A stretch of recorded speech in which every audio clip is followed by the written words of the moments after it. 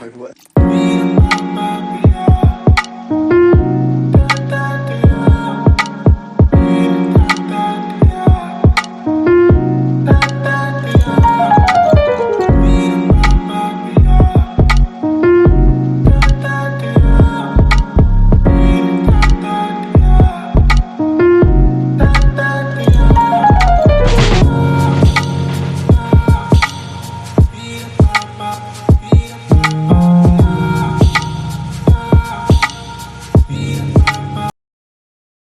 কতটা ভালো মা হতে পারবো আমি জানি না বন্ধুরা, তবে সন্তানের মঙ্গলের জন্য যা যা যা করণীয় সেগুলো সমস্তটাই কিন্তু আমি করব।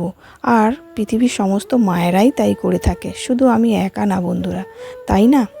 তো যাই হোক বন্ধুরা, আপনারা সবাই কেমন আছেন? আশা করি সবাই খুব ভালো আছেন, সুস্থ আছেন। আমরাও সবাই খুব ভালো আছি, সুস্থ আছি। তো আমি অপর্ণা, আমার আরও একটি নতুন ব্লগে আপনাদের সবাইকে জানাই অনেক অনেক স্বাগত।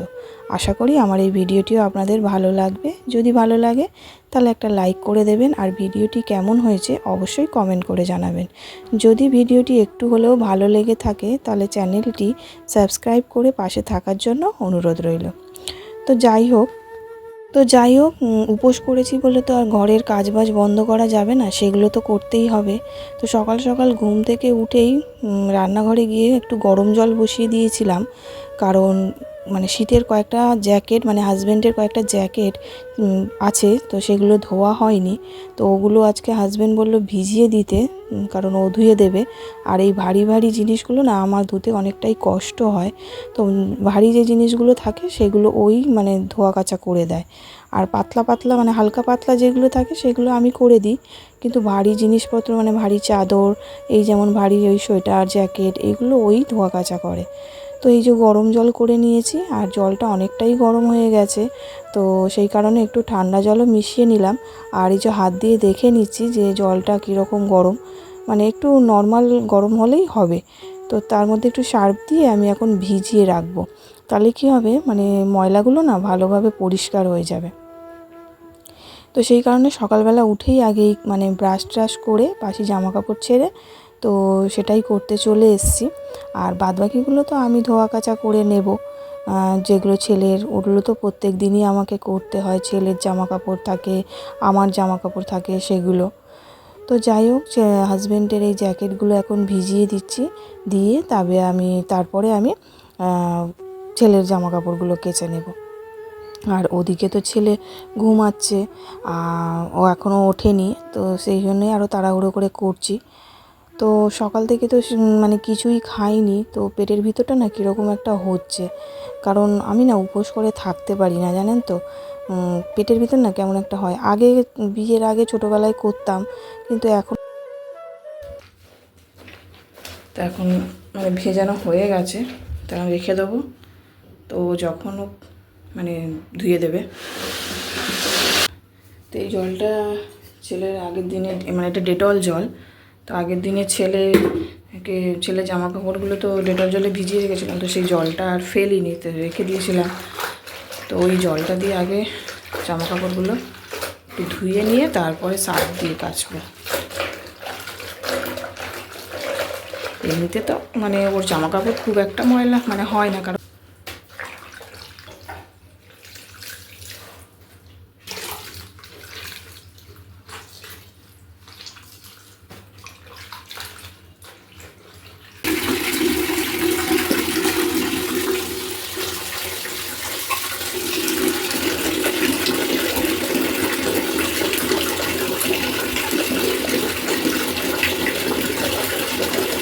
এখন তো আরোই পারি না ছেলে হওয়ার পরে, কারণ ও তো ব্রেস্ট ফিডিং করে, তো সেই কারণে না মানে একদমই থাকতে পারি না। তো এই উপোসটা মানে করতেই হবে, কারণ এই ষষ্ঠীগুলো, যে সমস্ত ষষ্ঠীগুলো আছে সেগুলো তো সন্তানের মঙ্গলের জন্য মায়েরা করে থাকে, তো সেইগুলো তো করতে হবেই। তো যাই হোক, সকাল থেকে কিছু খাইনি, ওই শুধুমাত্র একটু লিকার চা খেয়েছিলাম। এমনিতেও অন্য দিনে তেমন কিছু খাই না। তো যাই হোক, জল, চা, বিস্কিট এগুলো তো খাই, কিন্তু আজকে তো সেগুলোও খেতে পাচ্ছি না। না, ভারী খাবার সকালে অনেক দিনই খাওয়া হয় না, তো ওটার জন্য কোনো অসুবিধা হচ্ছে না। কিন্তু ওই যে জল, মানে খালি মনে হচ্ছে যেন একটু জল খেয়ে নিই, একটু জল খেয়ে নিই, এরকম, জানেন তো।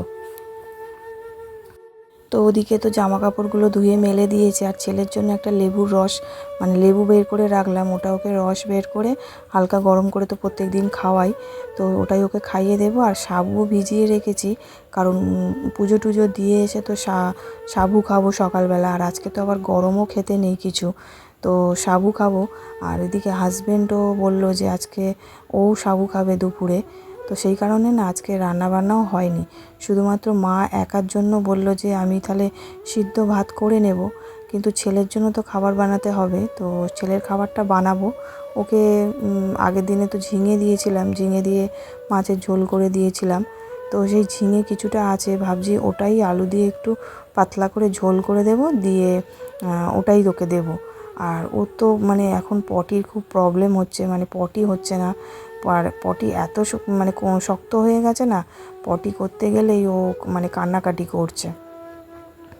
তো যাই হোক, ওকে সকালে খাবারটাও দিয়েছি, আজকে ওকে সকালে একটু সাবু দিয়েছিলাম, দুধ সাবু, কারণ যেহেতু আমাদের জন্য সাবু ভিজিয়েছি তো ভাবলাম ওকেও আজকে একটু দুধ সাবু করে দিই। ওকে আমি সাবু দিই না, কারণ ওর ঠান্ডার ধাত আছে বলে ওকে সাবু খুব একটা দিই না, এই প্রথম ওকে সাবু খাওয়াবো জানেন তো। তো ভয়ে ভয়ে মানে খাওয়াচ্ছি, কারণ যদি বাই চান্স ঠান্ডা লেগে যায়, এই কদিন আগেই ওর মানে ঠান্ডা লেগে গেছিলো, প্রচণ্ড পরিমাণে কাশি হচ্ছিল, কষ্ট হচ্ছিল, তো সেই কারণে ভয়ে ভয়েই খাওয়াচ্ছি। আর এই যে দেখুন ছেলে দুষ্টুমি করছে, এই যে খাটের এখানে ইট দেওয়া আছে, তো ওই ইটটার ওপরে উঠে মানে খাটের ওপর ওঠার চেষ্টা করছে, তো ওর পাপা ওকে তুলতে চাইছিল, কিন্তু ও উঠবে না, ও নিজে একা একা উঠবে, কিন্তু ও কি আর উঠতে পারে। তো যাই হোক, দুষ্টুমি করছিল, করতে করতে ওদিকে ওই ঘরে চলে গেছে, আর আমি এদিকে কথা বলতে বলতে বিছানাটা গুছিয়ে নিয়েছি, আর এখন অনেকটা সময় পেরিয়ে গেছে, আর এদিকে ঘর দুয়ারগুলো মুছে নিচ্ছি, তারপরে ওকে স্নান করাবো, তো স্নান টান করিয়ে তো ওকে খাওয়াবো। তো এখন শুয়ে শুয়ে কার্টুন দেখছে, তো আমি এখানে ঘর দুয়ারগুলো মুছে নিচ্ছি, আর ওদিকে ওর খাবারটাও আমি বসিয়ে দিয়েছি, তো খাবারটা হয়ে গেলে ওকে খাইয়ে দেব। কিন্তু এদিকে কাজ করতে করতে আমার এতটাই দেরি হয়ে গেছে যে ওর ঘুম পেয়ে গেছে জানেন তো, তো সেই কারণে ও কান্নাকাটি করছিল, আর এদিকে আমিও স্নান করব, ঘর দুয়ারগুলো মুছে তারপরে স্নান করতে যাব, তো তারপরে ঘরে ঠাকুরকে দেব, দিয়ে তারপরে যাব বাইরে পুজো দিতে। কাছাকাছি বাড়ির সামনেই একটা মন্দির আছে ছোটোখাটো, তো সেই মন্দিরেই পুজোটা দিয়ে দেব। কিন্তু এই মানে কাজ বাজ সারতে সারতেই এতটা বেলা হয়ে গেছে যে কি বলবো। তো যাই হোক, এই যে বন্ধুরা, ওদিকে স্নান টান সমস্তটাই কমপ্লিট হয়ে গেছে আমার, আর এদিকে দেখুন ঠাকুরও দিয়ে দিয়েছি। ঠাকুরকে আজকে একটু অন্যরকমভাবেই দিলাম, কারণ আগে তো মানে ঘরের মানুষকে খেতে দিতে হবে না, তারপরে তো বাইরের মানুষ, তাই না। তো সেই কারণে ঠাকুরকেও একটু ফল দিয়ে, কারণ পুজো দিলাম, ফল মানে কেটে দিয়েছি, ফল নিয়ে এসেছিলাম, মাও নিয়ে এসেছিলো, আমিও নিয়ে এসেছি, মা দু রকম নিয়ে এসছে, আমি 3 রকম ফল রাত্রে গিয়ে নিয়ে এসেছি, তারপরে ফল ফুল এগুলো নিয়ে এসেছি, তো দিয়ে দিলাম। আর এখন দেখুন রেডি হচ্ছি যাব বলে, তো ছেলে খুব কান্নাকাটি করছে, মানে ঘুমাবে, কারণ অনেকটাই বেলা হয়ে গেছে, সেই সকালবেলা তো ঘুম থেকে উঠেছে, তারপরে আর ঘুমায়নি, তার মধ্যে ও স্নান করেছে, তো সেই কারণে আরোই ওর মানে ঘুম পেয়ে গেছে। তো আমি এদিকে রেডি হচ্ছিলাম, আর ও ওদিকে কান্নাকাটি করছিল, তো লাস্টে কি করব, ওকে ঘুম পাড়িয়ে দিলাম। হাজব্যান্ড বলল যে ওকে ঘুম পাড়িয়ে দাও, তারপরে ঘুম থেকে উঠলে ও যাবে, কিন্তু ওর তো পেটে খিদা, তো সেই কারণে ও খাইনি বলে ঘুমাতেও চাইছিল না। তো যাই হোক, লাস্টে উঠে পড়েছে, তো আমি ভাবলাম তাহলে ওকে পুজোটা দিয়ে এসে ওকে খাইয়ে দিয়ে একেবারে ঘুম পাড়াবো। তো এই যে দেখুন সমস্তটা রেডি করে নিয়েছি, এখন যাচ্ছি পুজো দিতে, তো সঙ্গে হাজব্যান্ড আর ছেলে দুজনেই যাচ্ছে। আরও বিশেষ করে মানে ওকে নিয়ে যাব বলেই আমি একটু লেট করছিলাম, তোকে আমারও এদিকে কাজবাজ করতে দেরি হয়ে গেছে, তো এই যে বেরিয়ে পড়েছি, আমি পিছনে যাচ্ছি, হাজব্যান্ড আর ছেলে আগে আগে যাচ্ছে, তো মানে হাজব্যান্ড নিয়ে যাচ্ছে ছেলেকে। এই যে